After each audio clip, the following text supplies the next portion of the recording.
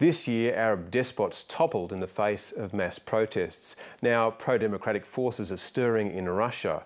The ruling United Russia Party narrowly won the December 4 election, but it was marred by widespread reports of fraud. In recent weeks, young, internet-savvy Russians have taken to the streets in record numbers, aiming to end Prime Minister Vladimir Putin's 12-year rule. Moscow correspondent Norman Hermont reports. In Vladimir Putin's Russia, no one had ever seen anything remotely approaching this. Opposition demonstrations so big, in Moscow, crowds overflowed the approved protest area, jamming bridges and side streets. All across the country, tens of thousands joined the protests, outraged over allegations that the ruling United Russia Party stole parliamentary elections. Even rally organizers seemed stunned by the turnout. In the days and nights that followed, they have been busy planning their next move. It's a very important time in our Russian history because during a long time, 10 years maybe, ordinary people don't come to street and don't show his position. In fact, so many people came to the streets, something truly extraordinary happened. Even state-controlled television channels reported on the anti-government rallies. It's as if years of government media control and public political apathy melted away in a matter of hours. Many analysts still aren't sure what it all means. I don't know, and nobody knows here because there are so many speculations about the future, about how it will go, how it will develop. As for Prime Minister Vladimir Putin, he used his annual nationwide call-in show to say the mass protests didn't bother him. He even claimed he was happy to see people express their views.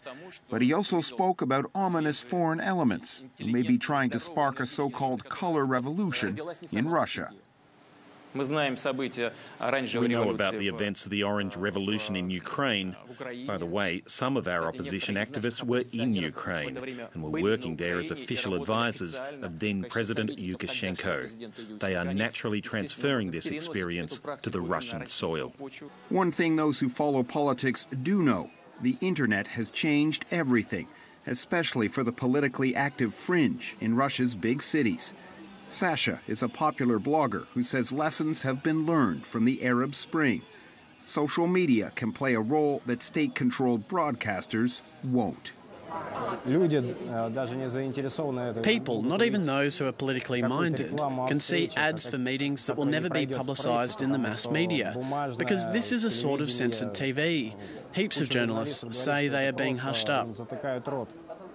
Bloggers like Sasha have dramatically altered the landscape for the politically active. Right now, he's reaching out to his network of bloggers on our behalf to talk about how social media has changed political debate here.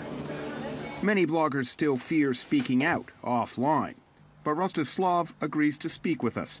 He says Moscow's huge opposition rally is proof that social media can generate people power. Without it, he says, the post-election protest would have struggled to make headlines.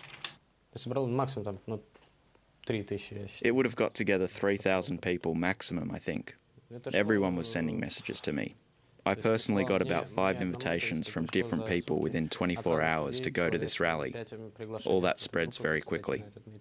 In the internet cafes of Moscow, for the young and tech-savvy, sites like Facebook have become the equivalent of the kitchen of Soviet times. A place where people meet to talk about subjects that aren't mentioned in public. And there is no trust to traditional media at all. That's why people now got used to find not only a place for discussion, but a place to gather news on Facebook. It's not only in internet forums where the Kremlin's grip on what Russians see and hear is being challenged. This is Dost TV, 2 years old, with a largely young staff, a consciously hip image, and most importantly, a source of independent news and analysis. For this station and the handful of other media outlets free of state control, the months ahead will not be easy. You know, we all feel some kind of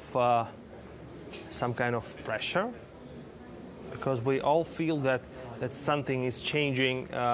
It's in the air.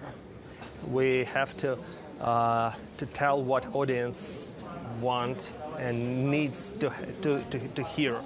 And we have to persuade the authorities that that's normal to have such coverage and that's normal to have such media. Despite the nationwide protests against the government, the opposition faces big challenges. For one thing, it's divided by infighting and rivalries. There is no one acknowledged leader to challenge the Kremlin. The timing of when this is all happening is another potential obstacle. One of the reasons, very primitive and very simple, is a holiday. A lot of participants will leave Russia for vacancies. Meanwhile, Putin's team will stay here in Moscow, in Kremlin, and they will do their best to keep their positions. The opposition has planned the next wave of mass rallies for December 24th.